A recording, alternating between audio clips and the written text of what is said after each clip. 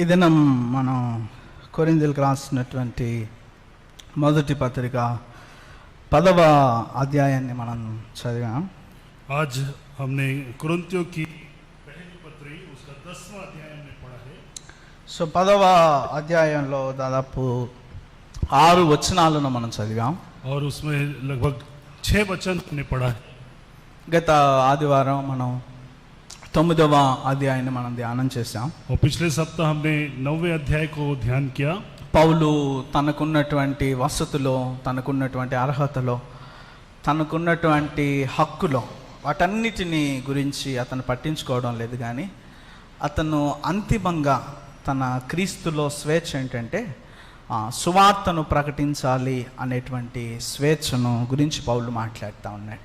पौलुस ने वहाँ पे अपने अधिकारों के विषय में वहाँ पे बात नहीं किया, लेकिन वो उस पौलुस ने अपनी स्वतंत्रता जो मसीह में है, वो स्वतंत्रता सुसमाचार सुनाने में है, इस बात को उसने प्रकट किया. సో 9వ అధ్యాయం 19వ వచనంలో కూడా మనం చదివితే 9वें अध्याय उसके 19वें आयत में अगर हम पढ़े तो కొరింథీయులకు రాసినటువంటి మొదటి పత్రిక 9వ అధ్యాయం 19వ వచనం, 9वां अध्याय उसका 19वां आयत, पहला कुरिन्थियों. నేను అందరి విషయము స్వతంత్రుడినై ఉన్నను, ఎక్కువ మందిని సంపాదించుకున్నట్టుకై అందరికి నన్ను నేనే దాసునిగా చేసుకుంటునే. क्योंकि सबसे स्वतंत्र होने पर भी मैंने अपने आप को सबका दास बना दिया है कि अधिक लोगों को खींच लाऊं. సో పౌలుకు తనకున్నటువంటి హక్కులో, తనకున్నటువంటి అధికారాలను బట్టి వాటన్నిటిలో పౌలు స్వతంత్రుడైన పౌలు యొక్క ఉద్దేశం ఏంటంటే వాటన్నిటిని గురించిన ఆసక్తి కాదు, అనేక మందిని నేను సంపాదించుకోవాలనేటువంటి ఆసక్తి. देखिए, पौलुस को जो हक और अधिकार था उसमें वो सारी चीजें, उन अधिकारों को, हकों को मैं पालूं, इस बात का नहीं था, लेकिन उसका जो उसकी जो आशा थी वो कि सबसे ज्यादा लोगों को मैं खींच लाऊं. సో క్రీస్తులో మనకు ఏమేమి ఉన్నాయి, ఏమేమి మనం పొందుకోగలం, అవి పొందుకుంటున్నామా లేదా అనేటువంటి ఆ సందర్భం గురించి మాట్లాడడం కాదు. కానీ ప్రాముఖ్యంగా మన దృష్టి, మనం ఉంచవలసినటువంటి కన్సర్న్ ఏంటంటే ప్రభు కొరకు మనం ఎంతమందిని నడిపించగలుగుతున్నాం అనేటువంటి కన్సర్న్. वो मसीह में, हमारे अंदर में हमारे पास क्या हक है, क्या अधिकार है, उन सारी चीजों को पाने के ऊपर हमारी दृष्टि नहीं, लेकिन हम मसीह में कितने लोगों को चला पा रहे हैं, ये हमारा कंसर्न होना సో चाहिए. క్రీస్తులో తనకున్నటువంటి స్వేచ్ఛలను పౌలు చూడట్లేదు, కానీ అనేక మందిని సంపాదించే సువార్త పనిని పౌలు చూస్తా ఉన్నాడు. और इसलिए पौलुस जो है वो मसीह में उसके हक और अधिकार को वो नहीं देख रहा है, लेकिन कितने लोग मसीह में वो ला पा रहा है, उस बात को वो देख रहा है. అందుకే 9వ అధ్యాయం 12వ వచనంలో కూడా పౌలు చెప్తూ ఉన్నాడు, క్రీస్తు సువార్తకు ఏ అభ్యంతరమైన కలుగుకున్నట్టుకై అన్నిటినీ సహించుచున్నాము. इसलिए 9वें अध्याय उसके 12वें आयत में ऐसा कहता है कि जब दूसरों को तुम यह अधिकार है तो हमारा इससे अधिक ना होगा, परंतु हम यह अधिकार काम में नहीं लाए, परंतु सब कुछ सहते हैं कि हमारे द्वारा मसीह के सुसमाचार में कुछ रुकावट ना हो. సో క్రీస్తులో తనకున్నటువంటి హక్కులు, స్వేచ్ఛలు తాను పొందుకోనప్పటికీ కూడా దాని గురించి తనకేం ఇబ్బంది లేదు. కానీ తాను వాటన్నిటినీ సహిస్తున్నటువంటి కారణం ఏంటంటే క్రీస్తు సువార్తను ప్రకటించడం కోసం. वो जो अधिकार और हक पौलुस को थे वो उसके नहीं मिलने का उसको किसी प्रकार की वो चिंता या दुख नहीं है, लेकिन वो अपने जो अधिकार है उसमें वो ये चाहता है कि उसके कारण से किसी प्रकार की रुकावट ना हो. 24వ వచనాన్ని కూడా మనం చూద్దాం. 24వ వచనంలో కూడా పౌలు ఈ రీతిగా అంటా ఉన్నాడు. और 24वें आयत को भी देखेंगे. 24वें आयत में इस रीति से कहता है, మరియు నేను సువార్తలో వారితో పాలివాడునగుటకై దాని కొరకే సమస్తమును చేయుచున్నాను. 23 और 23वें आयत में हिंदी में लिखा है, मैं यह सब कुछ सुसमाचार के लिए करता हूं कि औरों के साथ उसका भागी हो जाऊं. సో తాను ఎలాంటి ప్రజలుంటే అలాంటి సందర్భంలోనికి వెళ్ళడానికి గల ఆ రీతిగా తన పనులు చేయడానికి గల కారణం ఏంటంటే కేవలం సువార్తను ప్రకటించడం కోసం అనేటువంటి కన్సర్న్. वो जैसे लोग हैं उस रीति से उनके बीच में वो हो लेने का उसके पीछे का कारण ये है कि उनको वो सुसमाचार अधिकार से वो दे सके. సో ఈ రీతిగా పౌలు 9వ అధ్యాయంలో తనకున్న స్వేచ్ఛల గురించి తన అభిప్రాయం చెబుతూ తనకున్నటువంటి స్వేచ్ఛల పైన తనకు ఎలాంటి వ్యామోహం లేదని, తనకున్నటువంటి స్వేచ్ఛలను పట్టించుకోకుండా క్రీస్తు సువార్త ప్రకటించడమే తన అంతిమ లక్ష్యం అని పౌలు జ్ఞాపకం और చేస్తాడు. इसलिए 9वें अध्याय में पौलुस जो है अपने जो स्वतंत्रता या जो अधिकार उसके पास थे वो उसको पाना उसका वो ध्येय नहीं है, लेकिन मसीह का सुसमाचार उसको ज्यादा से ज्यादा पहुंचाने का उसका ध्येय है, इस बात को वो प्रकट करता है। అదే రీతిగా 8వ అధ్యాయం మనం ధ్యానం చేసినప్పుడు క్రీస్తులో తనకు ఉన్నటువంటి స్వేచ్ఛలలో తను ఎలా ఇతరుల కోసం ప్రవర్తిస్తాడు అనేటువంటి విషయాన్ని 8వ అధ్యాయంలో జ్ఞాపకం और చేశాడు. 8वें अध्याय में अगर देखें तो 8वें अध्याय में मसीह में जो उसकी स्वतंत्रता है वो औरों के लिए वो कैसे उसको इस्तेमाल करना है उस बात को वहां पे प्रकट करता है। అందుకే 8వ అధ్యాయం 13వ వచనంలో పౌలు అంటూ ఉన్నాడు, కాబట్టి భోజన పదార్థముల వలన నా సహోదరునికి అభ్యంతరము కలిగిన ఎడల నా సహోదరునికి అభ్యంతరం కలగకుండుటకై నేనెన్నటికి ఆ మాంసమును తినను. और इसलिए 13वें आयत में कहता है, इस कारण यदि भोजन मेरे भाई को ठोकर खिलाए तो मैं कभी किसी रीति से मांस ना खाऊंगा, ना हो कि मैं अपने भाई के लिए ठोकर का कारण बनूं। సో విగ్రహములకు అర్పించినటువంటి మాంసాన్ని తినచ్చా తినకూడదా అనేటువంటి ప్రశ్నలో పౌలు యొక్క ఒపీనియన్ ఏంటంటే, తన అభిప్రాయం ఏంటంటే, నేను మాత్రం ఇతరులు బలహీన పడకుండా ఉండడానికి నేనైతే తినను అనే మాటను పౌలు జ్ఞాపకం वो చేశాడు. जो मूर्तियों के सामने में रखी वस्तु को भोजन मांस को खाना है या नहीं खाना है उस विषय में जब बात हो रही थी तो पौलुस कहता है, मैं तो उस मांस को मेरे भाइयों को ठोकर ना लगे इसलिए मैं उसको नहीं खाऊंगा। సో మనం తినచ్చా తినకూడదా అనేటువంటి సందర్భం ఇతరులను అభ్యంతరపరచకుండా వారిని మరలా వెనక్కి నడిపేటటువంటి సందర్భాన్ని దృష్టించుకొని మనం ప్రవర్తించాలని పౌలు తెలియజేస్తాడు. और इसलिए वो खाना है नहीं खाना है इस बात को जो है औरों को जो हमारे साथी है वो ठोकर ना खाए उस बात को दृष्टिगत रखते हुए हमको करना है। సో ఈ రీతిగా 8వ అధ్యాయం గురించి మాట్లాడేటప్పుడు మరొక మాటను కూడా మనం జ్ఞాపకం చేసుకున్నాం. और 8वें अध्याय को जब हम बात कर रहे थे तो उसमें एक और बात को हमने ध्यान किया था। అదేంటంటే 9వ అధ్యాయం మినహాయించి 8వ అధ్యాయం మరియు 10వ అధ్యాయము 2 అధ్యాయాల్లో పౌలు క్రిస్టియన్ లిబర్టీని గురించి స్వేచ్ఛను గురించి మాట్లాడడం అనేటువంటిది జరిగిందని మనం జ్ఞాపకం చేసుకున్నాం. हाँ, उस समय हमने ये देखा था कि 8वें अध्याय और 10वें अध्याय दोनों जो है ये मसीह स्वतंत्रता के विषय में लिखे हुए हैं, इस बात को हमने सीखा था। సో 10వ అధ్యాయంలో పౌలు క్రైస్తవుని యొక్క స్వేచ్ఛ, ఆ స్వేచ్ఛను దుర్వినియోగం చేసుకోవడం అనేటువంటి దాని పట్ల తెలివి కలిగి ఉండడం అనే దాని గురించి 10వ అధ్యాయంలో మాట్లాడుతా ఉన్నాడు. और इसलिए 10वें अध्याय में जो है मसीह के लोगों की स्वतंत्रता और उसको दुरुपयोग नहीं करने के लिए उसके लिए उसको जानने की जो है वो आवश्यकता है, इस बात को वो कहता है। సో చూడండి 10వ అధ్యాయం మొదటి వచనాన్ని మనం చదువుదాం. इसलिए 10वां अध्याय उसके पहले आयत को हम पढ़ेंगे। కొరింథీయులకు రాసినటువంటి మొదటి పత్రిక 10వ అధ్యాయం మొదటి వచనం. कुरिन्थियों की पहली पत्री 10वां अध्याय उसका पहला आयत। సహోదరులారా, ఈ సంగతి మీకు తెలియకుండుట నాకిష్టము లేదు. అదేమనగా మన పితరులందరూ మేఘం కింద నుండి వారందరూ సముద్రంలో నడిచిపోయిరి. हे भाइयों, मैं नहीं चाहता कि तुम इस बात से अनजान रहो कि हमारे सब बाप दादे बादल के नीचे थे और सब के सब समुद्र के बीच से पार हो गए। దయచేసి గమనించండి, పౌలు మొదటి వచనంలో చెప్తున్నటువంటి మాట ఏంటంటే ఒక సంగతిని గురించి కొరింథీ సంఘానికి తెలియజేస్తా ఉన్నాడు. वो देखिए ये पौलुस यहाँ पे 10वें अध्याय पहले आयत में जो बात कर रहा है वो एक बात के विषय में उनको बता रहा है। సో తెలియచేయవలసినటువంటి సంగతిని గురించి పౌలు తెలియజేస్తా वो ఉన్నాడు. जिन बातों को उनको जानना चाहिए उन बातों को वो बता रहा है। గమనించండి, పౌలు ఆ సంగతిని గురించి తెలియచేస్తూ పౌలు ఉపయోగిస్తున్నటువంటి మాట ఏంటంటే ఆ సంగతి తెలియచేయడం నాకు ఇష్టం, తెలియచేయకుండా ఉండడం అనేటువంటిది నాకు ఇష్టం లేదు. देखिए वो पौलुस इन बातों को इस बात को बताते हुए कह रहा है कि मैं तुमको बताना मुझे पसंद है, वो मेरे को नहीं तुमको नहीं मालूम हो ये मुझे पसंद नहीं है।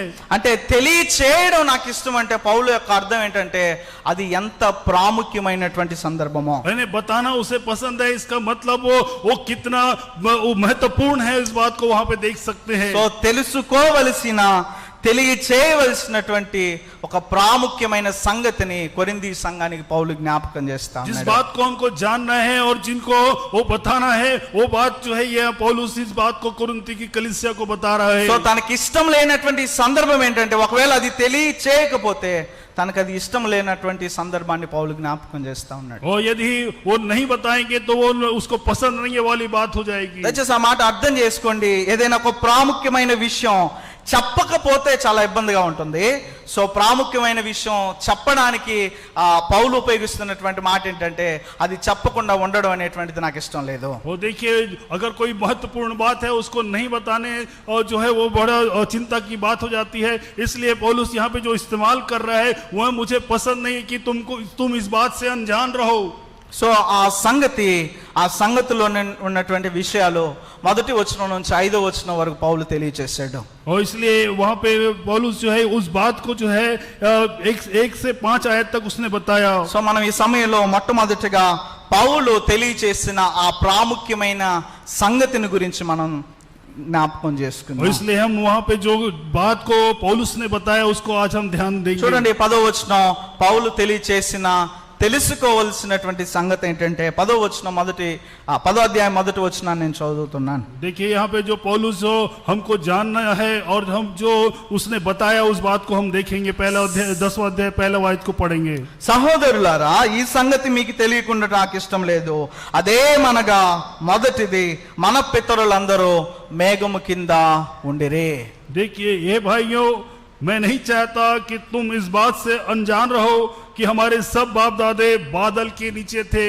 సో ఇజ్రాయెల్ ప్రజలైనటువంటి వారు మేఘము కింద ఉన్నారు అనేటువంటి ఓ ప్రాముఖ్యమైన విషయాన్ని పౌలు చెప్తున్న సంగతిలో పౌలు తెలియచేస్తా ఉన్నాడు. यहाँ पे जो बहुत महत्वपूर्ण बात जो उस पौलुस कह रहा है वो ये कह रहा है कि ये तुम्हारे जो इजरायली लोग हैं वो बादलों के नीचे थे।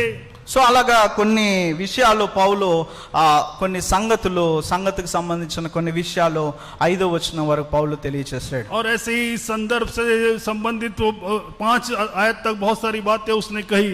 వాటిలో మొదటిది, పితరులు మేఘం కింద ఉన్నారు అనేటువంటిది తెలియచేయడం నాకు చాలా ఇష్టం. वो तुम्हारे बाप दादी जो है बादल के नीचे थे ये बताना मैं चाहता हूं करके बता रहा है। రెండవది, పితరులు అందరూ కూడా సముద్రంలో నడిచిపోయిరి అనేటువంటిది తెలియచేయడం నాకు ఇష్టం. और तुम्हारे जो पूर्वज हैं या बाप दादे हैं वो समुद्र के बीच से पार हो गए ये बताना मुझे पसंद है, मैं चाह रहा సో हूं। మూడవది, 2వ వచనంలో మనం చూస్తే, అందరూ మోషేని బట్టి మేఘములోను సముద్రములోను బాప్తిస్మము పొందారు అనేటువంటిది మూడో విషయం తెలియచేయడం నాకు ఇష్టం. और वहां पे बादल और समुद्र में जो है और मूसा का बपतिस्मा लिया है इस बात को वो कह रहा है। 3వ వచనంలో చూస్తే, 4వది, అందరూ ఆత్మ సంబంధమైన ఒకే ఆహారాన్ని భుజించారు అనేటువంటి తెలియజేయడం నాకు ఇష్టం. और सबके सब एक ही आत्मिक भोजन किए हैं ये मैं बताना चाहता हूँ। అదే రీతిగా 4వ వచనంలో చూస్తా ఉన్నాం, అందరూ ఆత్మ సంబంధమైన ఒకే పానీయమును పానము చేసిరి. और सबके सब आत्मिक जल एक ही आत्मिक जल उन्होंने सबने पिया ये मैं बताना चाहता हूँ। సో మొదటిది, పితరులందరూ మేఘం కింద నుండిరి. రెండోది, సముద్రంలో నడిచిపోయిరి. మూడోది, బాప్తిస్మం పొందిరి. 4వది, ఆహారం భుజించిరి. 5వది లేదా 4వ దానిలోనే అందరూ ఒకే పానీయము పానం చేసిరి. पहला तो सबके सब बादल के नीचे थे, दूसरा समुद्र के पार हो गए, तीसरा मूसा का बपतिस्मा लिया, चौथा आत्मिक भोजन किया और 5वां आत्मिक जल उन्होंने पिया। సో ఇలాగా పితరుల గురించినటువంటి ఇజ్రాయేలు ప్రజల గురించినటువంటి 5 సంగతులు పౌలు కొరింథీయులకు చెప్పకుండా ఉండడం అనేటువంటి తనకి ఇష్టం లేదని చెప్తా ఉన్నాడు. और इसलिए इजराइलियों का जो ये 5 जो बात है वो उनको वो बताना वो चाह रहा है, उसकी इच्छा नहीं है कि वो नहीं बताए। సో దయచేసి గమనించండి, పౌలు జ్ఞాపకం చేస్తున్నటువంటి 5 సంగతులలో మనం ఒక్కొక్కటిగా మనం ధ్యానం చేస్తూ మన ధ్యానాన్ని కొనసాగిద్దాం. और इसलिए पौलुस ने जो एक बात जो कही है उस बात को हम ध्यान करते हुए अपने बातों को आगे बढ़ाएंगे। సో మొట్టమొదటిది, ప్రాముఖ్యమైనటువంటి సంగతి, తెలియచేయడం ఎంతో ఇష్టమైనటువంటి సంగతి ఏంటంటే, పితరులు అందరూ మేఘము కింద నడిచిరి. और पहली जो बात जो बताना चाह रहा है वो ये कि सभी जो बाप दादे थे वो बादल के नीचे में थे. సో పితరులందరూ మేఘము కింద నడిచిరి అనేటువంటిది ప్రాముఖ్యమైనదిగా ఎందుకుంది అంటే మనం గతము లేదా చరిత్రలోనికి మనం వెళ్ళాలి. ये क्यों महत्वपूर्ण है, इसको जानने के लिए हमको इतिहास में जाना पड़ेगा. దయచేసి ఎవరు మాట్లాడవద్దు, దేవుని వాక్యాన్ని శ్రద్ధగా ధ్యానించవలసిందిగా మనం చేస్తున్నాను. कृपया कोई बात न करे, प्रभु के वचन को बड़े गंभीरता से सुने. ఇవి నా మాటలు కాదు, ప్రభు మాటలు. ये मेरी बातें नहीं है, प्रभु की बातें हैं. సో మొదటి సంగతి ఏంటంటే మేఘము కింద నడిచిరి అనేటువంటి మాట. और पहली बात जो बादल के నుండిరి. नीचे चले थे. సో మేఘం కింద నుండడం అంటే ఏదో వర్షం వచ్చినప్పుడు లేకపోతే ఇంకా వర్షాలు లేదా తుఫానులు వచ్చినటువంటి ఆ సందర్భంలో మేఘముల కింద ఉన్నారు అనేటువంటిది పౌలు ఉద్దేశం కాదు. वो देखिए पौल का उद्देश्य ये नहीं है कि वो बारिश में या तूफान में जो है वो बादलों के नीचे चले, वो बात बताना नहीं है.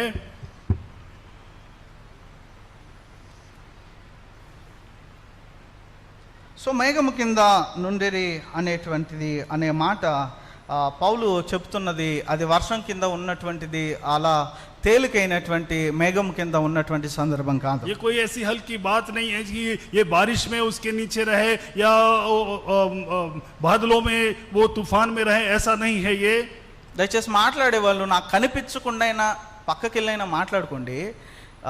ఎందుకంటే దేవుని మాటలు జ్ఞాపకం చేస్తూ ఉన్నప్పుడు ఒకవేళ నేను ఒప్పుకుంటాను కానీ దేవుని మాటలు గౌరవించకపోతే ఆయన ఒప్పుకోడు. సో దయచేసి మాట్లాడే వాళ్ళు కనీసం నా కళ్ళ ఎదుటి నుంచి అయినా దూరంగా మీరు ఉండాల్సిందిగా మనం చేస్తున్నాం. చూడండి, నిర్గమకాండం 12వ అధ్యాయం మనం చూస్తే మేఘము కింద నుండిరి అనేటువంటి ఆ మాట ఎంత ప్రాముఖ్యమైందో మనకు అర్థమవుతుంది. देखिए निर्गमन उसका 12वां अध्याय अगर हम देखें तो ये बादलों के नीचे रहने वाली बात कितनी महत्वपूर्ण है हमको समझ में आएगी. దయచేసి అందరూ నిర్గమకాండం 12వ అధ్యాయానికి రండి. कृपया सभी निर्गमन उसके 12वें अध्याय में మనం आए. ఈ సమయంలో కొంత శ్రద్ధగా మరింత మెలకువగా మనం ఈ మాటలు ధ్యానించాలి. थोड़े से ध्यान के साथ और अच्छे से इस बात को हम ध्यान करेंगे. సో చూడండి, నిర్గమకాండం 12వ అధ్యాయం 40వ వచనం. जो 12वां अध्याय उसका 40वां आयत. 12వ అధ్యాయం 40వ వచనం నేను చదువుతున్నాను, దయచేసి ఆలకించండి.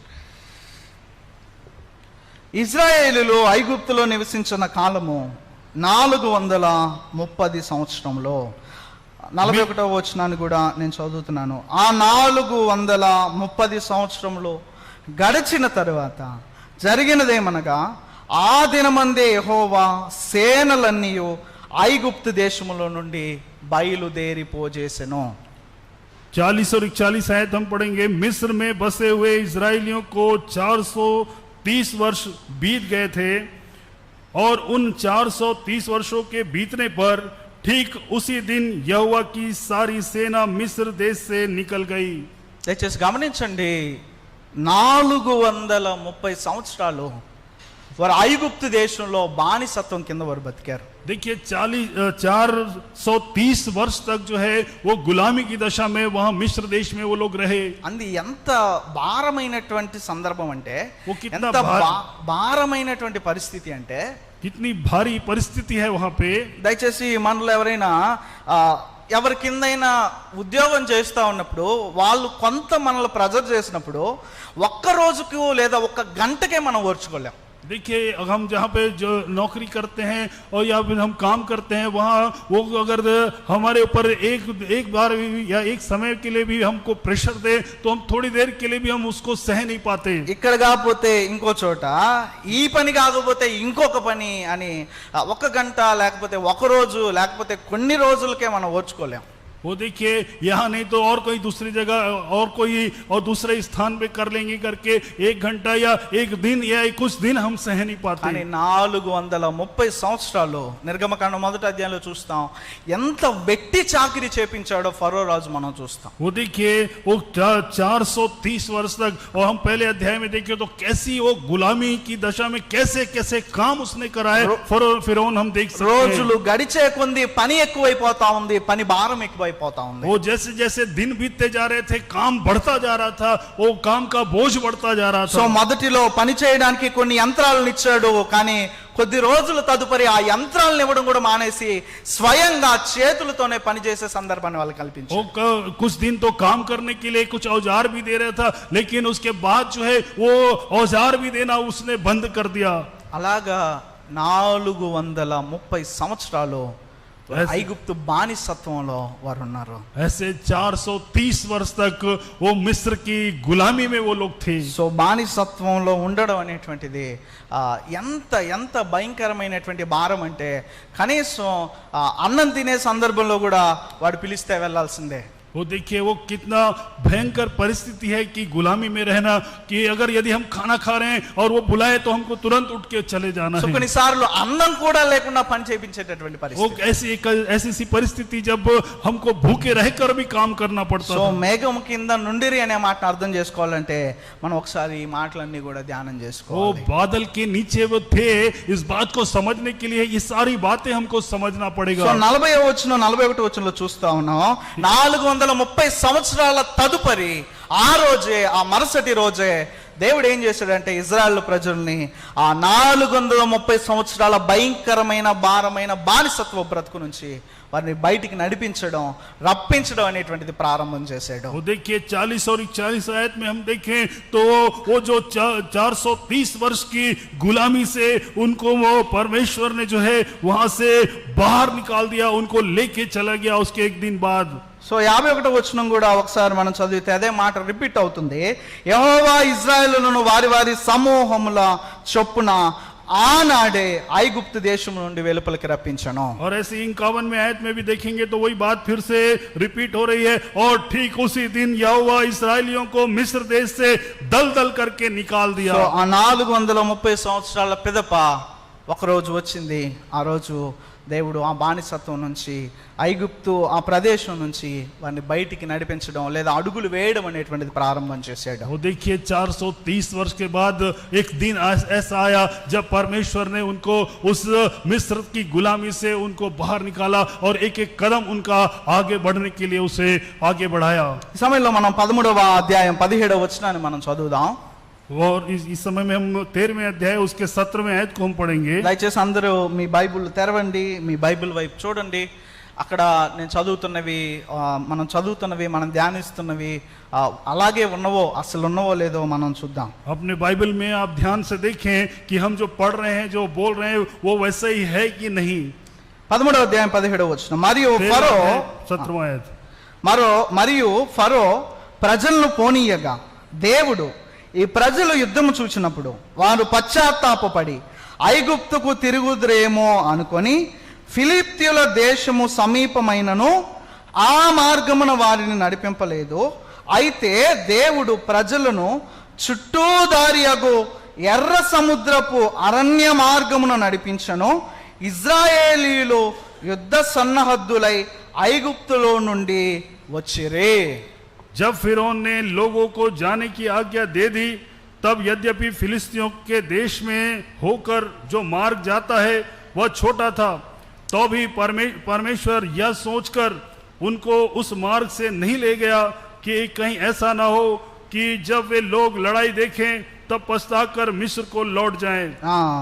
దయచేసి గమనించండి, ఐగుప్తు నుంచి బయటికి నడిపించినటువంటి సందర్భంలో, ఐగుప్తు నుంచి వారి అడుగులు బయటికి వేసిన సందర్భంలో, వారు ఐగుప్తు నుంచి కనానుకు వెళ్ళడం అనేటువంటిది, ఆ ఫిలిప్తీయుల ఆ ప్రాంతం మీద వెళ్ళడం అనేటువంటిది చాలా దగ్గర.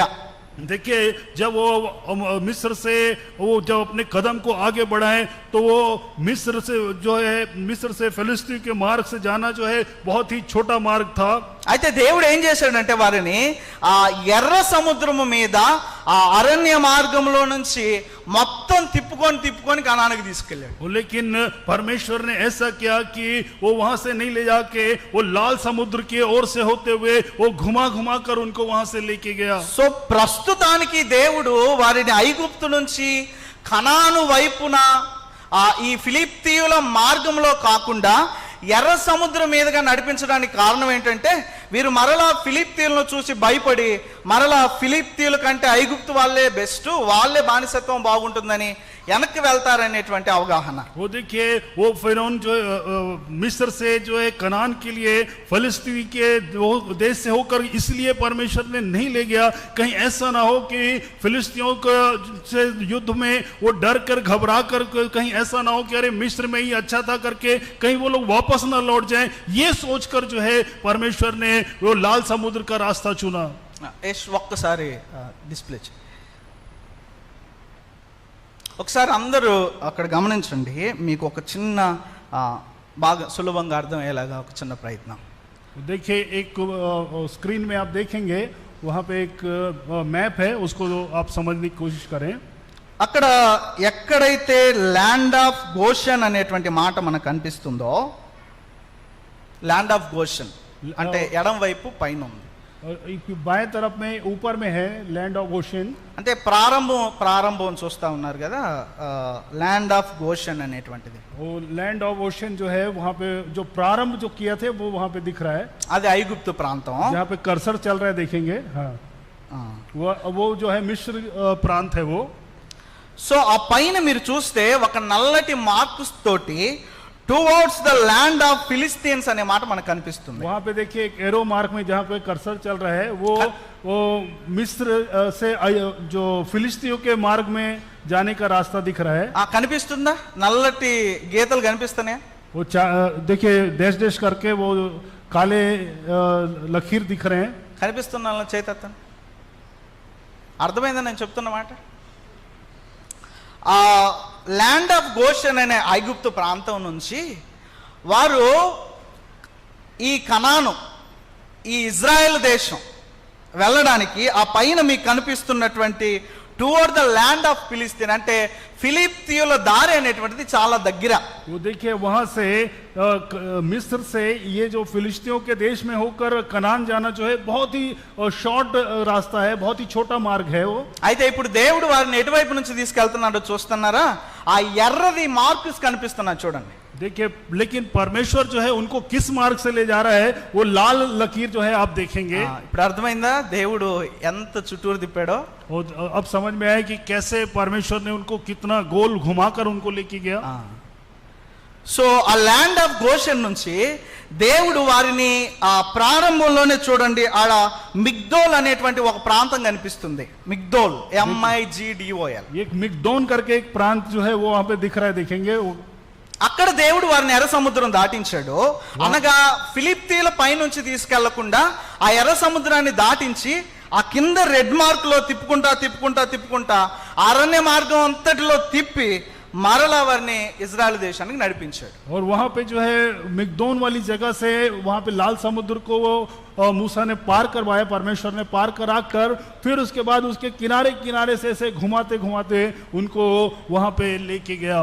అంటే సింపుల్ గా పైన ఫిలిప్తీల మార్గంలో ఒక్కసారిగా డైరెక్ట్ గా ఐగుప్తు నుంచి కనానుకు దగ్గర మార్గంలో వాళ్ళని వెళ్ళనివ్వకుండా చుట్టూరా తిప్పుకుంటూ, అంటే ఆ సముద్రం అంచులంతా తిప్పుకుంటూ అరణ్యం అంతా తిప్పుకుంటూ ఎక్కడికి తీసుకెళ్ళాడంటే వారిని ఇజ్రాయెల్ దేశానికి తీసుకెళ్ళాడు. वो देखिए वहां पे वो सीधा वो फिलिस्ती देश के लिए फिलिस्ती देश होकर कनान को लेकर नहीं गया, इजराइल को नहीं लेके गया, लेकिन वहां पे उसने समुद्र के किनारे होते हुए जंगल में से होते हुए उनको जंगल के मार्ग से वहां पे लेकर जा रहा है. ఇప్పుడు ఆ ఎర్ర మార్క్స్ అనేవి ఎక్కువ దూరంగా కనిపిస్తుందా, బ్లాక్ మార్క్ అనేది ఎక్కువ దూరంగా కనిపిస్తుందా? देखिए वहां पे जो लाल लकीर ज्यादा दूर दिख रहा है या काला लकीर जो है ज्यादा दूर दिख रहा है? సో బ్లాక్ మార్క్స్ అనేది ఫిలిప్తీల మార్గమే దగ్గరగా సమీపంగా ఉంది.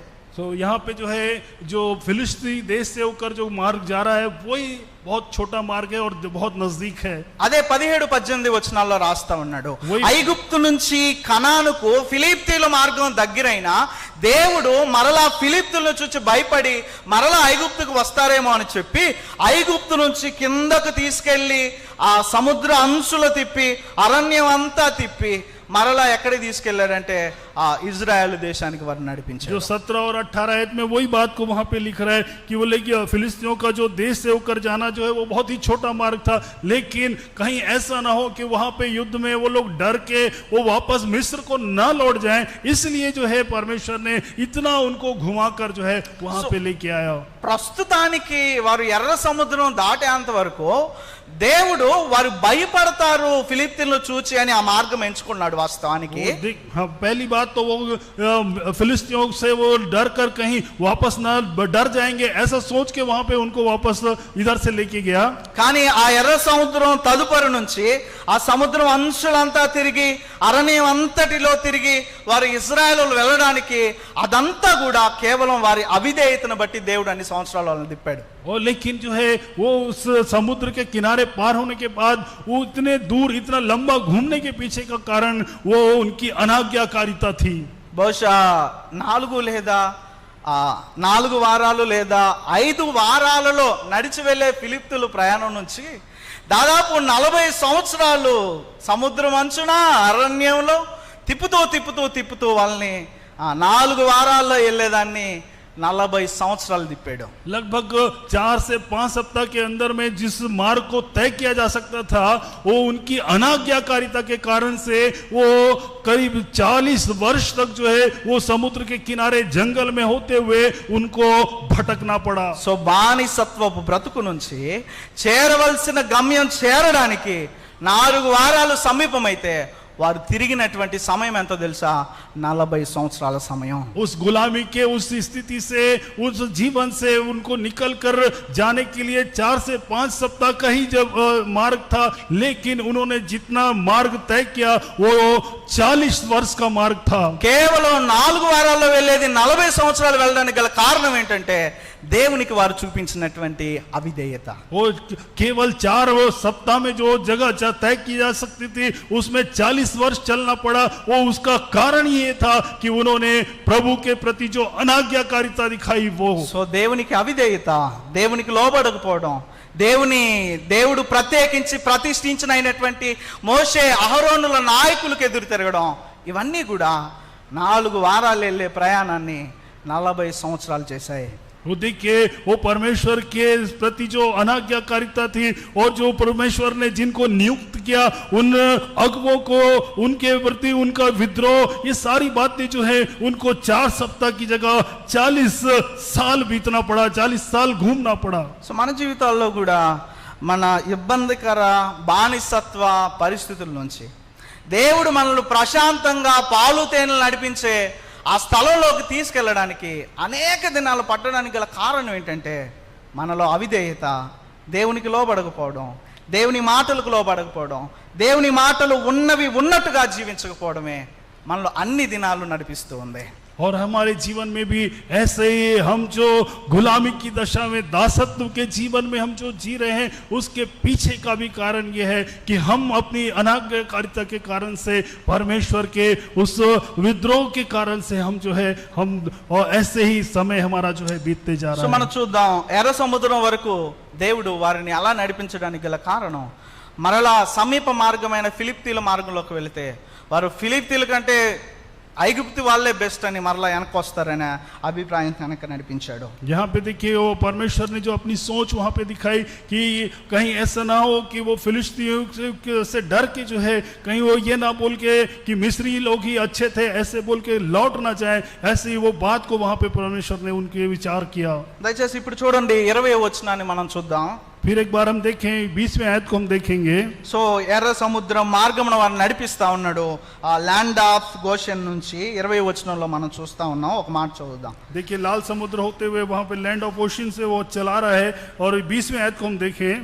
వారు సుక్కోతు నుండి ప్రయాణమైపోయి అరణ్యము దగ్గరనున్న ఏతాములో దిగిరి. फिर उन्होंने सुक्कोत से कूच करके जंगल की छोर पर एताम में डेरा किया. సో మీరు చూస్తా ఉంటే ల్యాండ్ ఆఫ్ గోషన్ కి పక్కనే సముద్రమునకు ఆ ఎర్ర సముద్రానికి పై కొనన ఈతెం అనేటువంటి మాట ETHAM ఏతేము అనేటువంటి ఒక ప్రదేశం కనిపిస్తా ఉంది. देखिए वहाँ पे हम देखेंगे एक एतेम नाम का एक जगह जो है वहाँ पे दिख रहा है. అది అరణ్య మార్గం, అదంతా కూడా ఐగుప్తు దేశం అంతా కూడా అరణ్యమే. ఆ ల్యాండ్ ఆఫ్ గోషన్ నుంచి అంటే సుక్కోతు అనేటువంటి స్థలం నుంచి, ఆ దరిదాపులో ఉండే స్థలం నుంచి ఈ ఎతేము అనేటువంటి స్థలానికి దేవుడు వారిని నడిపించాడు బయటికి తీసుకొచ్చాక. देखिए वहां पे लैंड ऑफ ओशन से जो है ये सुक्कोत नाम की जगह से उनको एतेम के पास में वहां पे पहुंचाया है. ఇప్పుడు 21వ వచనం చూడండి. 21वें आयत को अब देखें. వారు పగలు రాత్రియు ప్రయాణము చేయునట్లుగా యెహోవా త్రోవలో వారిని నడిపించుటకై పగటి వేళ మేఘస్తంభములోను వారికి వెలుగిచ్చుటకు రాత్రి వేళ అగ్ని స్తంభములోను ఉండి వారికి ముందుగా నడుచుచు వచ్చెను. और यहोवा उन्हें दिन को मार्ग दिखाने के लिए मेघ के खंभे में और रात को उजाला देने के लिए आग के खंभे में होकर उनके आगे आगे चला करता था, जिससे वे रात और दिन दोनों में चल सके. సో దయచేసి గమనించండి, బానిసత్వంలో ఉన్నటువంటి వారు పగలు రాత్రి లేదు అనేటట్టుగా పరిగెత్తాలి. वो देखिए जो गुलामी में है वो दिन और रात नहीं है, ऐसे उन्होंने वो चल रहे थे. వెనక శత్రువు తరుగుతున్నప్పుడు రాత్రి విశ్రాంతి తీసుకుంటాం, పగలు పరిగెత్తుతాం అనడానికి లేదు. పగలు రాత్రి 2 సార్లు పరిగెత్తాల్సిందే. वो देखिए वो पीछे जो है सेना है वहां पे, और इसलिए वो दिन और रात नहीं देख के वो भागना है. సో ఇప్పుడు అక్కడ జ్ఞాపకం చేయబడుతున్నటువంటి మాటలు ఏంటంటే, ఆ సుక్కోతు కానివ్వండి, ల్యాండ్ ఆఫ్ గోషన్ నుంచి కానివ్వండి, ఏ తోమునకు వారు రావడానికి వారు పగలు రాత్రి పరిగెత్తుకుంటా వచ్చారు. वो देखिए सुकोत से एताम आने के लिए वो रात और दिन जो है करके वो वहां पे चलते हुए आ गए. పరిగెత్తడం అంటే నా ఉద్దేశం నడుస్తానే వచ్చారు, కానీ బానిసత్వ బ్రతుకు నుంచి మరలా ఎక్కడ ఫరో హృదయం వెనక్కి తిరుగుతుందని కొంచెం హడావిడిగా రావడం అనేటువంటిది చూస్తాం. वो देखिए वो चल के आ रहे थे, मतलब भाग के आने का मतलब ये है कि वो कहीं वापस से गुलामी के उस जीवन में जाना ना पड़े, इसलिए वो जल्दी जल्दी वो जो है वहां से वो निकल कर आ रहे थे. సో పగలు రాత్రి నడిచేటప్పుడు గమనించండి, పగలు ఎడారిలో భయంకరమైనటువంటి అంధ తీవ్రత అనేది ఉంటుంది. वो देखिए यहाँ पे सुबह के समय में ఎండ తీవ్రత అనేది, वो धूप का जो है वो तीव्रता वहां पे रहती है. సో ఎండ వేళ ఎక్కువ ఎండ తీవ్రంగా ఉన్నప్పుడు వారికి అంత ఎండ తగలకుండా ఉండాలంటే వారికి ఆ కొంచెం ఎండను తగ్గించేటటువంటి ఆ మేఘం, ఆ మబ్బు అనేటువంటిది అవసరం. वो देखिए वो धूप की जो तेज है उनको ना लगे, और उस समय में उनको अगर चलना है तो बादल छा जाने से जो है वो जो धूप की तीव्रता है वो कम हो जाती है. సో రాత్రి వేళ మనలాగా వీధికి ఒక 20-30 లైట్లు ఉండవు. రాత్రి వేళ ఎడారిలో ఎంతో గబ్బరగీయంగా ఉంటుంది. కాబట్టి వారికి ఏం కావాలంటే వారు వెలుతురు కావాలి వారు నడవడానికి. और देखिए हमारे समान यहाँ पे रात में जो सड़क में लाइटें जलती है वैसा वहां पे नहीं था. वहां पे वो खूब अंधेरा होता था, तो उसके लिए उनको चलने के लिए उनको वहां उजाला चाहिए था, तो वहां पे आग के खंभे लगा दिए. అందుకే పగలు రాత్రి వారు నడవడానికి, వారి ప్రయాణం ఇబ్బందికరంగా ఉండకుండా ఉండడానికి దేవుడు ఏం చేస్తా ఉన్నాడంటే 21వ వచనంలో చూస్తా ఉన్నాం, వారు పగలు రాత్రి ప్రయాణము చేయునట్లుగా యెహోవా త్రోవలో వారిని నడిపించుటకై పగటి వేళ మేఘ స్తంభమును వారికి వెలిగిచ్చుటకు రాత్రి వేళ అగ్ని స్తంభంలో నుండి వారికి ముందుగా నడుచుచూ వచ్చెను. और इसलिए रात और दिन उनको आराम से चलने के लिए, बिना तकलीफ चलने के लिए, वहाँ 21वें आयत में जैसा लिखा है, और यहोवा उन्हें दिन को मार्ग दिखाने के लिए मेघ के खंभे में और रात को उजाला देने के लिए आग के खंभे में होकर उनके आगे आगे चला करता था. సో పగటి వేళ దేవుడు వారి ప్రయాణం అనేటువంటిది అభ్యంతరం కలగకుండా, వారి ప్రయాణం అనేది ఆటంకం కలగకుండా ఉండడానికి ఆయనే స్వయంగా ఏం ఏర్పాటు చేశాడంటే మేఘ స్తంభము అనేటువంటి దాన్ని ఏర్పాటు वो చేశాడు. जो है दिन को जो उनके सफर के लिए वो वहां पे मेघ के खंभे वहां पे उसने वहां पे तैयार करके रखा. అందుకే అక్కడ రాయబడిన మాట, ప్రయాణము చేయునట్లుగా యెహోవా త్రోవలో వారిని నడిపించుటకై పగటి వేళ మేఘ స్తంభమును ఏర్పరిచి, పగటి వేళ మేఘ స్తంభములను ఉండి వారికి ముందుగా నడుచుచూ వచ్చును. वो देखिए इसलिए वो दिन के समय में मेघ के खंभे में से होकर उनको लेकर उनके आगे चला. సో దేవుడు మేఘస్తంభాన్ని ఏర్పరిచాడు. మేఘస్తంభంలో ఉండి వారికి ముందుగా నడుస్తూ వారి ప్రయాణాన్ని ఆ సుక్కోతు నుంచి ఈ ఏతేము అనేటువంటి దానికి నడిపించాడు. वो मेघ के खंभे से होकर जो है वो सुक्को से एताम तक जो है उनको लेकर चलाया. సో మేఘము కింద నుండిరి అనగా అర్థం ఏంటంటే, నెంబర్ 1, దేవుడు వారి ప్రయాణానికి అడ్డు కలగకుండా ఒక మేఘాన్ని వారికి ఆ ప్రాంతంలో వారికి ఏర్పాటు చేశాడు. वो बादल के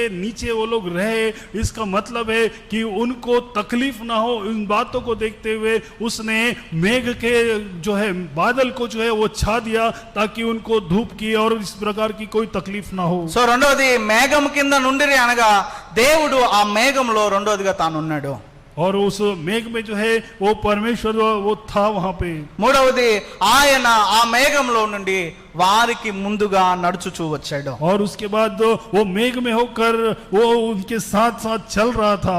సో మేఘము కింద నుండిరి అనగా అర్థం ఏంటంటే, దేవుడు వారితో నుండి వారికి ముందుగా నడవడం.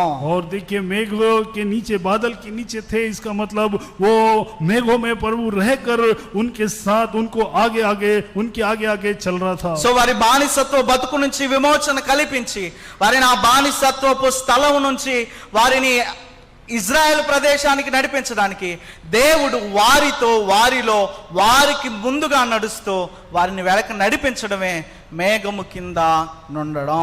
और उस गुलामी से छुटकारा के लिए उनके साथ उनमें होकर उनके आगे आगे परमेश्वर जो है वो मेघ के खंभों के रूप में उनके साथ సో चला. అంతేకాని మేఘం కింద నుండడం అంటే ఆ వర్షం పడేటప్పుడు ఆ మేఘాలు వచ్చేయడం, లేకపోతే వర్షానికి ముందు తదుపరి ఉండే ఆ మేఘాల కింద ఇజ్రాయెల్ ప్రజలు ఉండడం అనేటువంటిది అర్థం కాదు. वो बादल के नीचे थे, इसका मतलब ये नहीं कि वो बारिश में के समय में जो बादल आते हैं या उनके उसमें वो उस परिस्थिति में वो लोग थे, ऐसा नहीं है. అంటే దేవుడు వారిని ఆ బానిసత్వ స్థితి నుంచి వారికి విమోచన కలిగించడానికై ఆ ప్రయాణ మార్గంలో వారి ప్రయాణం ఎలాంటి అభ్యంతరం కలగకుండా పగలు రాత్రి అనే తేడా లేకుండా పగలు ప్రయాణించడానికే వారికి ముందుగా వారితో నడిచినటువంటి ఆ మాటను జ్ఞాపకం చేసేదే మేఘము కింద నుండడం.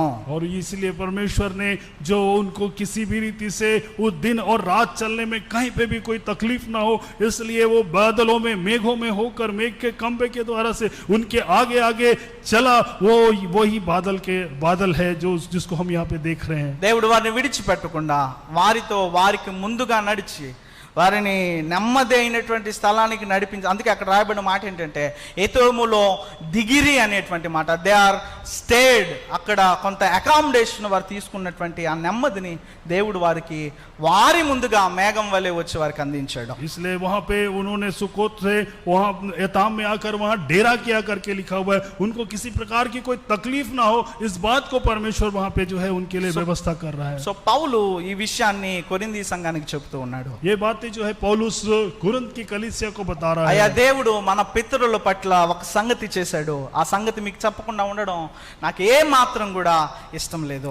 इसलिए पौलुस कह रहा है कि परमेश्वर ने तुम्हारे बाप दादों के लिए एक काम किया है, जो बात है उस बात को नहीं बताना मेरी इच्छा नहीं है. అదేంటంటే చాలా ప్రాముఖ్యమైనటువంటి విషయం, అది తెలుసుకోవాల్సినటువంటి విషయం, తెలియచేయడం నాకు ఎంతో ఇష్టమైనటువంటి విషయం. वो देखिए वो तुमको बताना मेरे लिए बहुत ही जरूरी है और मेरी इच्छा है कि मैं तुमको इस बात को बताऊं.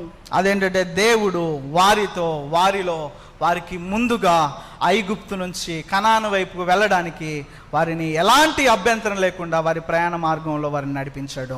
वो ये कि वो परमेश्वर जो है उनमें उनके साथ उनके आगे आगे चलकर जो है किसी भी प्रकार की कोई तकलीफ उनको ना हो, ऐसी परिस्थिति में उनको लेकर चला. इस बात को वो बताना चाह సో रहा था. వారి ప్రయాణంలో వారికి ముందుగా నడిచాడు అనేటువంటి విషయాన్ని చెప్పడమే మేఘము కింద నుండడం అనేటువంటి మాట. और उनकी यात्रा में वो उनके साथ उनके आगे आगे चला, यही बताना जो है वो बादल के नीचे थे, इस बात को प्रकट कर సో रहा ఇది है. మొదటి సంగతి పౌలు జ్ఞాపకం చేస్తున్న और ये సంగతి. पहली बात जो है ये पौलुस जो ध्यान दिला रहा है. ప్రభు చిత్తం అయితే మిగిలిన సంగతులను మనం వచ్చే వారం చూద్దాం. अगर प्रभु की इच्छा हुई तो ये बाकी जो बातें हैं हम अगले सप्ताह देखेंगे। ఈ సమయంలో రెండో విషయాన్ని చూద్దాం. ఎందుకు పౌలు ఈ భయంకరమైనటువంటి ఆ బానిసత్వ బ్రతుకు నుంచి దేవుడు వారిని ప్రయాణంలో వారికి ముందుగా నడిచినటువంటి విషయాన్ని ఆ సంగతిని కొరింథీ సంఘానికి చెప్తూ ఉన్నాడు. वो क्यों यहाँ पे जो है पौलुस इस बात को वहाँ पे बता रहा है कि परमेश्वर उनके आगे आगे चल रहा था। ఎందుకు పౌలు ఈ విషయాన్ని ఈ సంగతిని మేఘం కింద నడిచారనేటువంటి మాటను కొరింథీ సంఘానికి తెలియచేస్తూ ఉన్నాడో రెండో విషయంగా మనం ధ్యానం చేద్దాం. वो क्यों ऐसा वो पौलुस इन बातों को कुरिन्थ की कलीसिया को बता रहा है, ये दूसरी बात के रूप में हम ध्यान करेंगे। చూడండి, దయచేసి అందరూ 5వ వచనాన్ని చదువుదాం. కొరింథీయులకు రాసిన మొదటి పత్రిక 10వ అధ్యాయం 5వ వచనం. कुरिन्थियों की पहली पत्री 10वां अध्याय उसका 5वां आयत को पढ़ेंगे। 5వ వచనాన్ని మనం చదువుదాం. 10వ అధ్యాయం 5వ వచనం.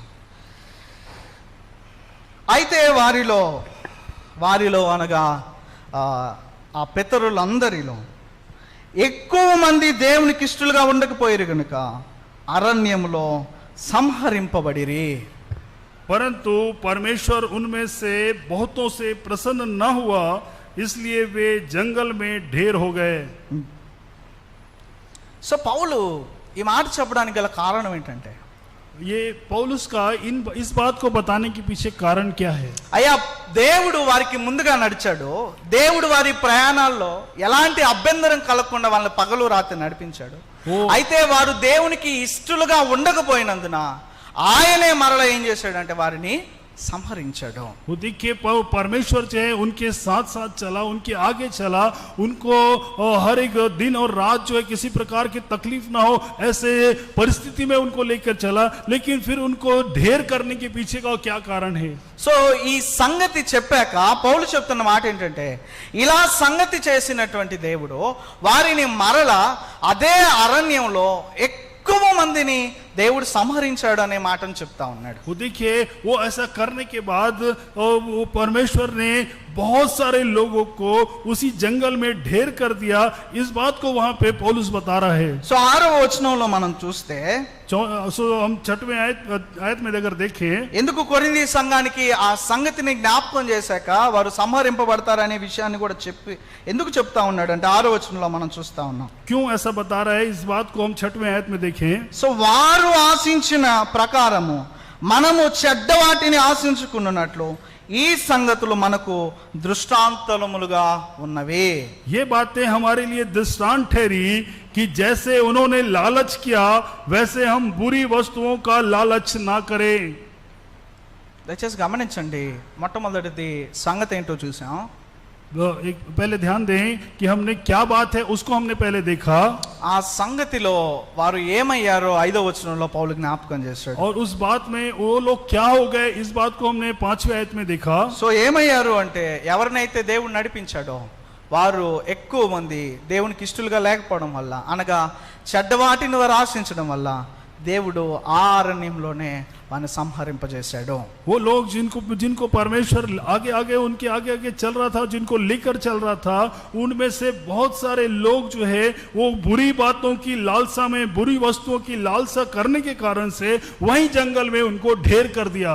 సో పౌలు జ్ఞాపకం చేస్తున్నటువంటి మాట ఏంటంటే, అయ్యా, దేవునికి ఇష్టలుగా లేకపోతే దేవుడు నడిపించినప్పటికీ కూడా ఏమైపోతారంటే సంహరింపబడతారు.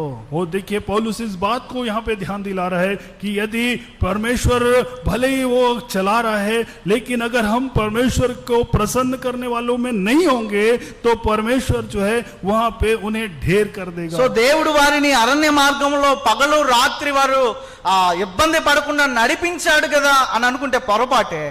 అదే నడిపించినటువంటి వారిని ఆయనకి ఇష్టలుగా లేకపోవడం వల్ల అదే అరణ్యంలో ఎక్కువ మందిని ఆయన సంహరింపజేశాడు. वो यदि हम ये सोचे कि अरे प्रभु तो हमको चला रहा है, ऐसा सोच के हम ऐसे ही खाली बैठ जाए तो नहीं चलेगा, वो हम खुश हो जाए तो नहीं चलेगा, क्योंकि परमेश्वर जो है जब यदि हम उसको प्रसन्न करने वालों में नहीं रहेंगे तो जैसे इनको जंगल में ढेर कर दिया हमारी परिस्थिति। కాబట్టి మనలో దేవుడు మన ప్రయాణాలలో, మన మార్గాలలో, మన జీవితాలలో ఆయన ఎలాంటి పరిస్థితుల్లో మనకు ముందుగా నడిచినా, మనం ఆయనకి ఇష్టలుగా లేకపోతే మనం సంహరింపబడతాం అనేటువంటి మాటను చెప్పడానికి దృష్టాంతంగా ఉన్నది అనేటువంటి మాటను పౌలు ఉపయోగిస్తా ఉన్నాడు. और इसलिए पौलुस जो है इस दृष्टांत की बात को वहां पे उपयोग करके उनको इस बात को समझाने की कोशिश कर रहा था कि यदि हम उसे प्रसन्न करने वालों में नहीं होंगे तो हम भी ढेर कर दिए जाएंगे, भले ही वो हमको चलाकर आगे लेके चले गया। సో ఒక ఉదాహరణ, ఆ ఉదాహరణ ఏంటంటే దేవుడు నడిపించాడు కదా అనుకుంటే పొరపాటే, దేవునికి ఇష్టలుగా లేకపోతే ఆయన సంహరిస్తాడు. इसलिए एक उदाहरण है कि हम ये इस बात की गलतफहमी में रहें कि वो तो चला रहा है इसलिए हम बच जाएंगे, तो ऐसा नहीं है।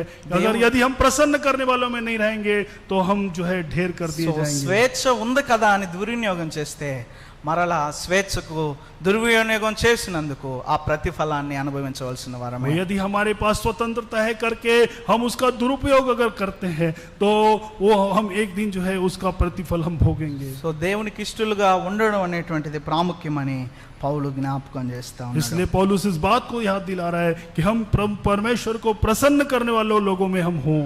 చూడండి, అరణ్యంలో సంహరింపబడిరి అనేటువంటి మాట, అరణ్యంలో వారిని చల్లా చెదురు చేశాడు అనేటువంటి ఆ తర్జుమా పదం ఉపయోగించబడింది. और देखिए जो जंगल में ढेर कर हो गए, इस बात के लिए एक और अनुवाद इस ऐसा किया गया है, उनको पूरी तरह से नष्ट कर दिया गया है, इस बात को वहां पे कहता है। నేను షార్ట్ గా జ్ఞాపకం చేస్తా ఉన్నాను, దయచేసి నిర్గమకాండం 1వ అధ్యాయం 46వ వచనం చూడండి. देखिए मैं बहुत ही संक्षिप्त में इस बात को बता रहा हूँ। निर्गमन उसका पहला अध्याय उसका 40वें आयत, సంఖ్యాకాండం సంఖ్యాకాండం गिनती उसका మొదటి అధ్యాయం पहला अध्याय 46వ వచనం. पहला अध्याय उसका 40वां आयत,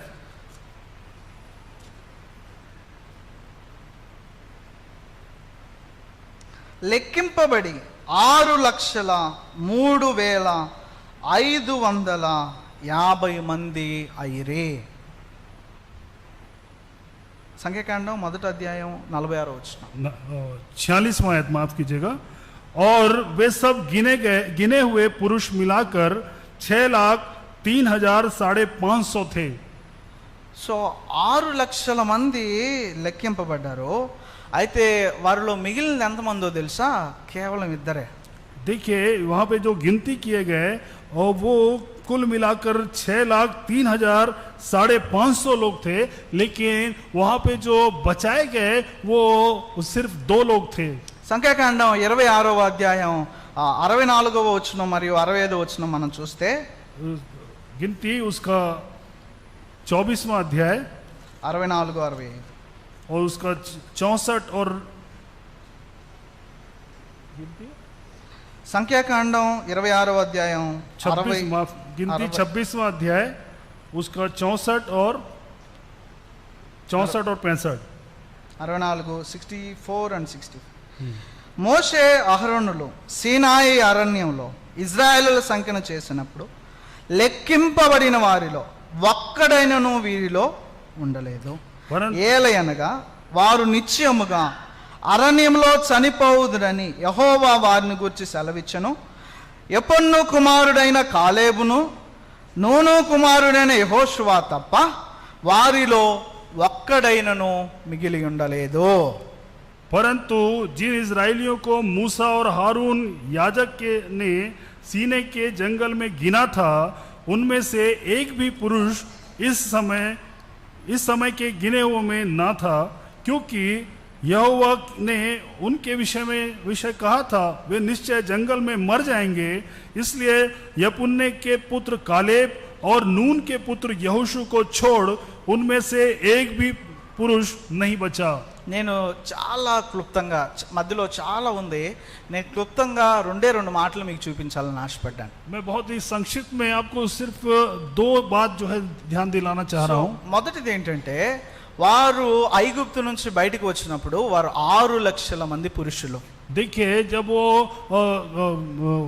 मिस्र से बाहर निकल कर आए तो वो 4 लाख पुरुष थे, కేవలం 6 लाख पुरुष थे। చిన్నపిల్లలు కాదు, స్త్రీలను కాదు, మనుషులు లెక్కించినప్పుడు కేవలం పురుషులు మాత్రమే 6 లక్షల మంది.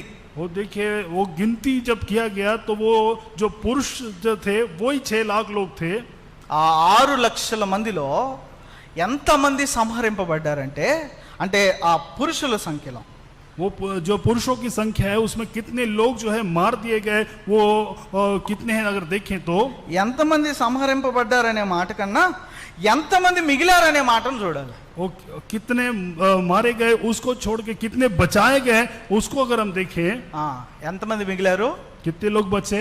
ఇద్దరు. ఒకటి కాలేబు, 2 लोग बचे, రెండోది యెహోషువ. एक कालेब और एक यहोशू. చూడండి ఇక్కడ కొరింథీయులకు రాసిన పత్రికలో పౌలు రాస్తున్న మాట ఏంటంటే, అయ్యా అందరినీ దేవుడు నడిపించాడు, అయితే వారిలో ఎక్కువ మంది సంహరింపబడ్డారు. అనగా పురుషుల సంఖ్యలోనే 6 లక్షల మందిలో మిగిలింది ఎంతమంది?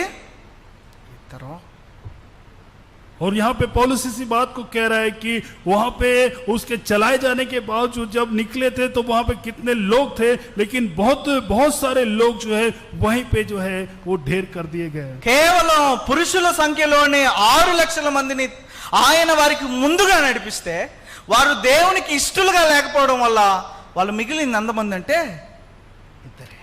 6 लाख लोग अगर वहां से निकाले गए, लेकिन बचे कितने? तो अगर देखे तो దేవుడు మన ప్రయాణాల్లో ముందున్నాడు, మన జీవితాల్లో ముందున్నాడు, మన పరిస్థితులన్నింటినీ ముందుగా నడిపిస్తున్నాడు. కానీ మనం దేవునికి ఇష్టలుగా లేకపోతే, గమనించండి, ఇద్దరే మిగిలేరు. దేవునికి ఇష్టలుగా లేకపోతే మనం ఎంతమంది మిగులుతామో మిగలమో అనేటువంటిది మనకి వదిలేస్తున్నటువంటి ప్రశ్న.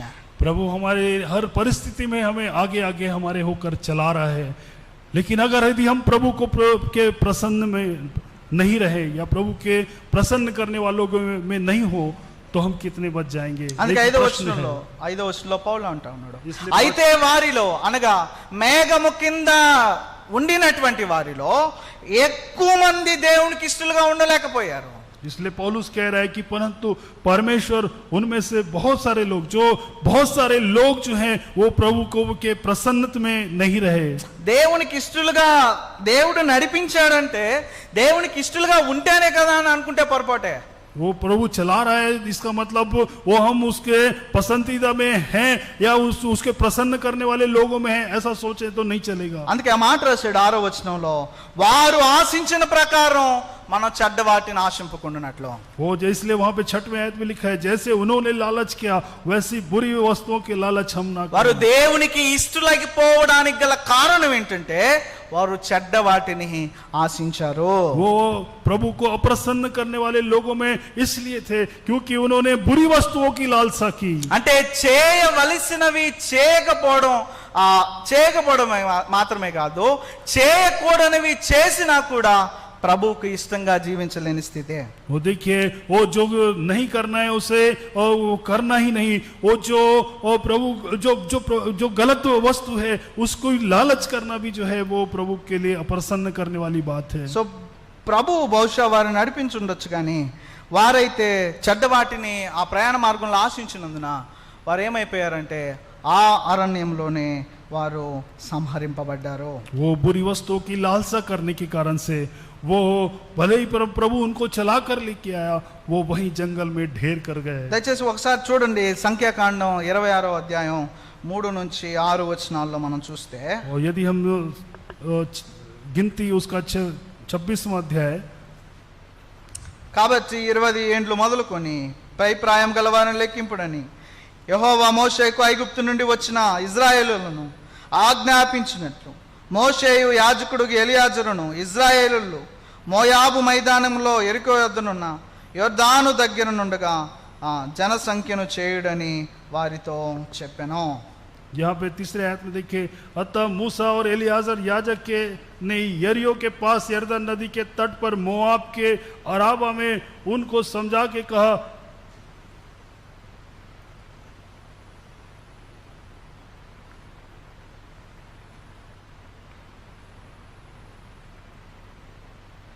ఇరవై 6వ అధ్యాయం మొదటి 3 నుంచి 6 వచనాలలో మరలా ఐగుప్తు నుంచి బయటికి వచ్చేసాక వాళ్ళని లెక్కించినటువంటి పిదప సంఖ్యాకాండంలో లెక్కిస్తున్నటువంటి సందర్భంలో 20 సంవత్సరాల పైగల వారిని లెక్కించినప్పుడు సో వాళ్ళకి తేలినటువంటి ఆ జనం ఎంతంటే మనం ఇందాక మాట్లాడినట్టుగా 6 లక్షల మంది.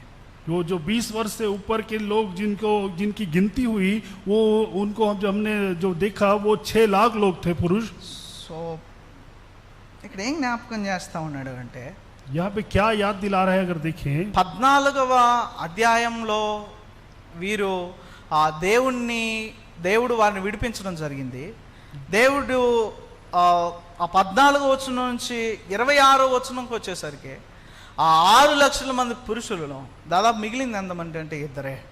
देखिए वहाँ पे इस बात को याद दिला रहा है कि वहाँ जो गिनती हुई थी वहाँ पे 6 लाख लोग थे और उसके बाद जो बचे वहाँ पे 2 ही लोग थे. అంటే కేవలం 11 అధ్యాయాల సమయంలోనే దాదాపు 6 లక్షల మందికి పైగా వారు అరణ్యంలోనే చచ్చిపోవడం, అరణ్యంలోనే వారు మట్టి కలిసిపోవడం అనేటువంటిది జరిగింది. मतलब 11 अध्याय के बीच में ही वहाँ पे वो लोगों का मर जाना, वने उस जंगल में वो ढेर हो जाना, इस बात को यहाँ पे प्रकट करता है. చూడండి సంఖ్యాకాండం 14వ అధ్యాయం 36వ వచనం. ये देखिए गिनती उसका 14वां अध्याय उसका 36वां आयत. సంఖ్యాకాండం 14వ అధ్యాయం 36వ వచనం. गिनती उसका 14वां अध्याय 36वां आयत. వారు ఎలా మరణించినటువంటి సందర్భంలో ఒక సందర్భం అక్కడ మనం చూస్తాం. సంఖ్యాకాండం 14వ అధ్యాయం 36వ వచనంలో నేను చదువుతున్నాను. ఆ దేశమును సంచరించి చూచుటకై మోషే చేత పంపబడి తిరిగి వచ్చిన ఆ దేశం గూర్చి చెడ్డ సమారము చెప్పుట వలన సర్వ సమాజము అతని మీద సనుగునట్లు చేసిన మనుషులు, అనగా ఆ దేశమును గూర్చి చెడ్డ సమాచారం చెప్పిన మనుషులు యెహోవా సన్నిధిని తెగులు చేత చనిపోయేది. అయితే ఆ దేశమును సంచరించి చూచిన మనుషులలో నూను కుమారుడగు యెహోషువయు యెఫున్నె కుమారుడైన కాలేబును బ్రతికిరే. तब जिन पुरुषों को मूसा ने उस देश में भेद लेने के लिए भेजा और उन्होंने लौटकर उस देश की नामधराई करके सारी मंडली को कुड़कुड़ाने के लिए उभारा था, उस देश की वे नामधराई करने वाले पुरुष यहोवा के मारने से उसके सामने मर गए, परंतु देश का भेद लेने वाले पुरुषों में नून का पुत्र यहोशू और युपन्ने का पुत्र कालेब दोनों जीवित रहे. సో వారందరూ ఎక్కడ మరణించారంటే ఆ అరణ్యంలోనే తిరిగి వచ్చాక వారు మరణించారు. वो देखिए जब वो उस जंगल में लौट के आए उसके बाद वो मर गए మిగిలింది ఇద్దరు మాత్రమే. और जो बचाए गए वो 2 ही थे. 16వ అధ్యాయం 49 వచనంలో కూడా చూస్తాం ఒక ఘోర ప్రమాదం అనేక మందిని అరణ్యంలో మరణించినట్టుగా కనిపిస్తుంది. సంఖ్యాకాండం 16వ అధ్యాయం 49వ వచనం. गिनती उसका 16वां अध्याय उसका 49वां आयत. కోరాహు తిరుగుబాటు నా చనిపోయిన వారు గాక 14,700 మంది ఆ తెగులు చేత చచ్చరే. और जो कोरह के संग भागी होकर मर गए थे సో उन्हें छोड़ जो लोग इस मरी में मर गए वे 14,700 थे. సో మోషే అహరోనులకు తిరుగుబాటు చేసినప్పుడు వారు 250 మంది కోరాహుతో పాటు ఇజ్రాయెల్ ప్రజలు చనిపోయారు. देखिए जब मूसा और हारून के साथ विद्रोह करने के बाद जो है वो 250 लोग जो कोरह थे वो मर गए. ఆ చనిపోయిన తర్వాత మరలా వారు తిరుగుబాటు చేసినప్పుడు వాళ్ళు ఎంతమంది చనిపోయారంటే 14,700 మంది ఒకేసారి చనిపోయారు. और जब दूसरी बार उन्होंने वैसे विद्रोह किया तो कितने लोग मरे? उसमें 14,700 लोग थे. సో దేవునికి తిరుగుబాటు చేయడం, దేవుడు ప్రతిష్ఠించిన మోషే అహరోనులకు నాయకులకు తిరుగుబాటు చేయడం అనేటువంటిది వారు అరణ్యంలోనే వారు ఆ మట్టిలోనే వారు సంహరింపబడడం అనేటువంటిది ఈ రీతిగా 14,950 మంది ఒకేసారి చూస్తాం. वो देखिए यहाँ पे जो है जैसे परमेश्वर के विद्रोह में या परमेश्वर के नियुक्त उनके अगुओं के विद्रोह में जो किए उनके लिए जो है वहाँ पे हम देखते हैं कि 14,950 लोग वहाँ ढेर कर दिए गए. సంఖ్యాకాండం 25వ అధ్యాయం 9వ వచనం ప్రకారం దాదాపు మరలా వాళ్ళు విగ్రహాలకు పూజించినటువంటి సందర్భంలో 24,000 మంది ఒకేసారి మరణించడం చూస్తాం. और ऐसी वो मूर्ति पूजा करने के कारण से वहाँ पे वो 24,000 लोग जो है वहाँ पे मार दिए गए वो देखते हैं. సో మార్గంలో నడిపించిన వాడే, వారికి ముందుగా నడిచినటువంటి వాడే వారిని మరలా సంహరించడానికి కారణం ఏంటంటే దేవునికి ఇష్టలుగా వారు జీవించకపోవడం. वो चलाने वाला जो अगुवाई कर रहा है वो उन्हें वहाँ मार देने के पीछे का कारण वो अनाज्ञाकारिता जो उन्होंने की थी. సో దేవునికి ఇష్టలుగా జీవించలేకపోవడానికి అర్థం ఏంటంటే వారు చెడ్డ వాటిని ఆశించడం అనేటువంటిది జరిగింది. वो प्रभु को प्रसन्न करने वाले लोगों में नहीं जीवन जी रहे, इसके पीछे कारण है कि वो बुरी वस्तुओं की लालसा में वो पड़े हुए हैं. సో ఒక్క మాటని నేను చెప్పి ముగిస్తాను. ఏంటి వారు ఆశించిన చెడ్డదంటే 7వ వచనంలో చూస్తాం. జనులు కొరింథీయులకు రాసిన మొదటి పత్రిక 10వ అధ్యాయం 7వ వచనం. और पहला कुरिन्थी 10वां अध्याय उसका 7वें आयत में देखें कि वो क्या बुरी वस्तुओं की लालसा उन्होंने की. సో జనులు తినుటకును త్రాగుటకును కూర్చుండి ఆడుటకును లేచేది అని రాయబడినట్లు వారిలో కొందరి వలె మీరు విగ్రహారాధికులై ఉండకుడే. और ना तुम मूर्ति पूजक बनो जैसा कि उनमें से कितने बन गए थे, जैसा लिखा है लोग खाने पीने बैठे और खेलने कूदने उठे. సో గమనించండి, వారు దేవుని చేత దేవుడు ముందుగా నడిచి వారిని అలా నడిపించినప్పటికీ వారు తినడం, త్రాగడం, గంతులు వేయడం ఇలాంటి సంబరాలలో నిర్గమకాండం 20వ అధ్యాయం ఆ బయలు దేవతల ముందు వారు అలా ప్రవర్తించినటువంటి ఆ విగ్రహారాధన జీవితం వారిని ఏం చేసిందంటే అలాగే ఆ అరణ్యంలోనే మట్టి పాలు చేసింది. और वो मूर्ति पूजक वाली जो जीवन जो है वो उनको वहीं जंगल में वहां पे ढेर कर दिया. సో మాట నిర్గమకాండం 32వ అధ్యాయం 6వ వచనంలో మనకు కనిపిస్తుంది. और वो निर्गमन में ये बात जो है हम देख सकते हैं. సో వారు తినడం, త్రాగడం, లేచి ఆడడం అనేటువంటిది చేసినటువంటి విగ్రహారాధన. वो खाना पीना, वो उठकर खेलना कूदना, हम मूर्ति पूजा करना, वो हम उसको देख सकते हैं. పౌలు ఈ మాట ఎందుకు చెప్తున్నాడో చూస్తా ఉన్నాం. అందుకే పౌలు అంటా ఉన్నాడు, వారిలో కొందరు వలె మీరేమై ఉండకూడదంటే విగ్రహారాధికులై ఉండకూడదు. और इसलिए पौलुस क्या कहता है कि तुम ऐसे लोगों के समान जो है मूर्ति पूजक बन के नहीं रहना. సో వారు ఆ బయలు విగ్రహాల ముందు తినడం, త్రాగడం, వాటి ముందు నాట్యం చేయడం, వాటి ముందు జీవించడం అనేటువంటిది చేశారు. ఆ కొరింథీ ప్రజలారా, కొరింథీ సంఘమా, మీరు అలా చేయకూడదనడానికి ఇవి చెప్తున్నాను. ఒకవేళ చేస్తే ఇలా సంహరింపబడే స్థితికి వెళ్తామని పౌలు జ్ఞాపకం చేస్తా ఉన్నాడు. वो देखिए पौलुस इस बात को उनको बता रहा है, कुरिन्थ के लोगों, तुम्हारे वो बाप दादा ऐसा किए थे इसलिए वो ढेर कर दिए गए, तुम ऐसे नहीं करो, यदि नहीं तो तुम भी ऐसे ढेर कर दिए సో जाओ. మొట్టమొదటిది మనం ధ్యానించింది, పౌలు పితరులు మేఘం కింద నుండిరి అనే సంగతిని జ్ఞాపకం చేసాడు.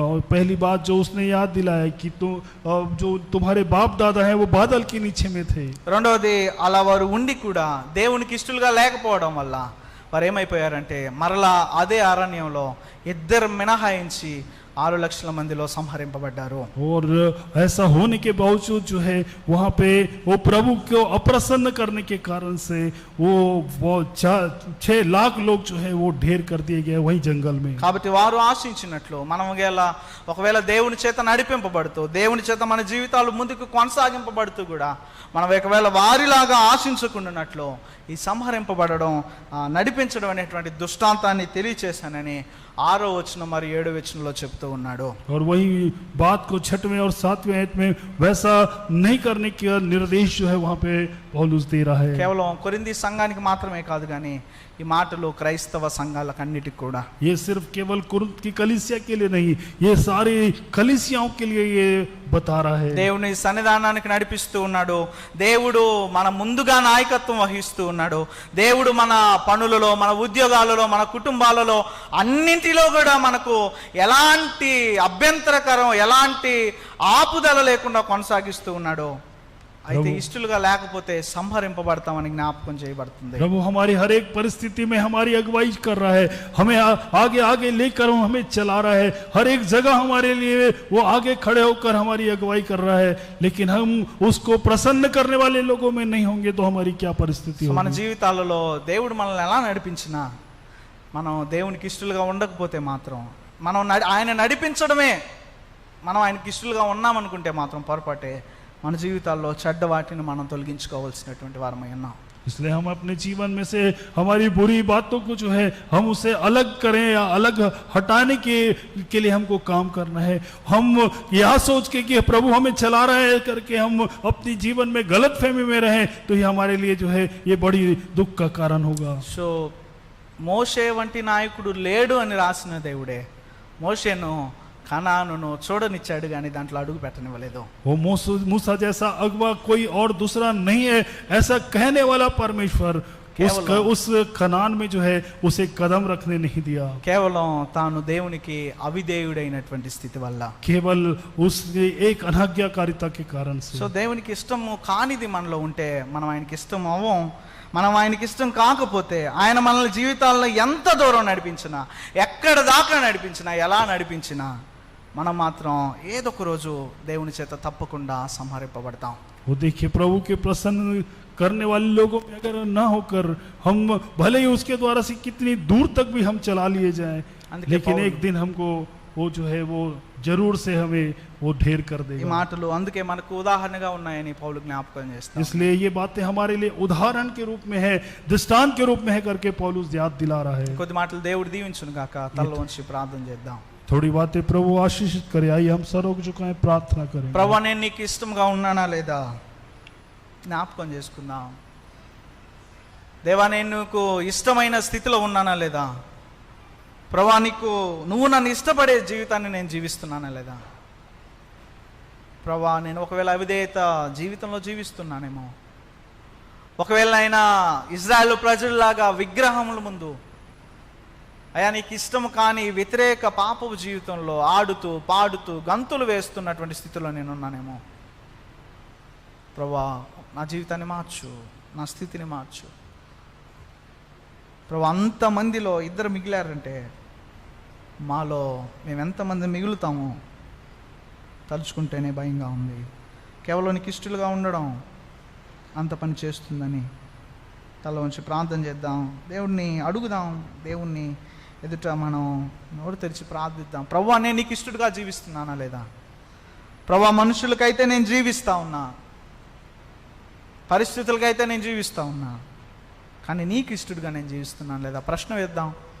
దేవుడు మనకు తప్పనిసరిగా జవాబును అందిస్తాడు. ఒకవేళ మనం ఇష్టంగా జీవించకపోతే మన జీవితాలను మార్చుకుందాం. మహాగణుడ, మహోన్నతుడా, నీకు వందనాలు. అవునైనా నువ్వు మా జీవితాల్లో మా ప్రయాణం ఎంత సాఫీగా సాగించినప్పటికీ, ఎలాంటి అడ్డు లేకుండా మమ్మల్ని నడిపించినప్పటికీ, ప్రభా, అది మేము మీకు ఇష్టంగా ఉన్నట్టు కాదు నాయనా. ప్రభా, మా జీవితంలో తీసివేసుకోవాల్సినటువంటి తీసివేసుకుంటేనే నీకు ఇష్టంగా ఉన్నట్టు. ఒకవేళ తీసివేసుకొని నీకు ఇష్టం లేని ఆ జీవితంలో మేమున్నామేమో, దయచేసి మమ్మల్ని మన్నించండి. మీరు ఇచ్చిన ఈ నెమ్మదైన జీవితం, మీరు ఇచ్చిన ఈ శాంతి కలిగినటువంటి జీవితం, అయ్యా మీరు మమ్మల్ని ఇష్టపడుతున్న వల్ల ఇస్తారని మేము ఒకవేళ భ్రమస్తూ ఉంటే మమ్మల్ని దయతో మన్నించండి. మా జీవితాలలో మీకు ఇష్టంగా ఎలా జీవించాలో ఆ మాటలు మాకు నేర్పించండి. ఈ రీతిగా ప్రార్థించిన బిడ్డలను దేవానికి ఇష్టలుగా మార్చుకోమని, మీకు ఇష్టలుగా జీవిస్తూ అయా మీరు కొనసాగిస్తున్న ప్రయాణాల్లో అయా సంహరింపబడకుండా కొనసాగడానికే కృప దయచేయమని, మేము కూడా ఒక దినాన ప్రభుని రాజ్యంలో ప్రభునితో సహవాసం చేస్తే ఆ స్థలమునకు మమ్మల్ని నడిపించమని ఈ మనవలను నజరేయుడైన యేసుక్రీస్తు నామములో ప్రతిమాలి అడిగి వేడుకొంచున్నాము తండ్రి. ఆమేన్.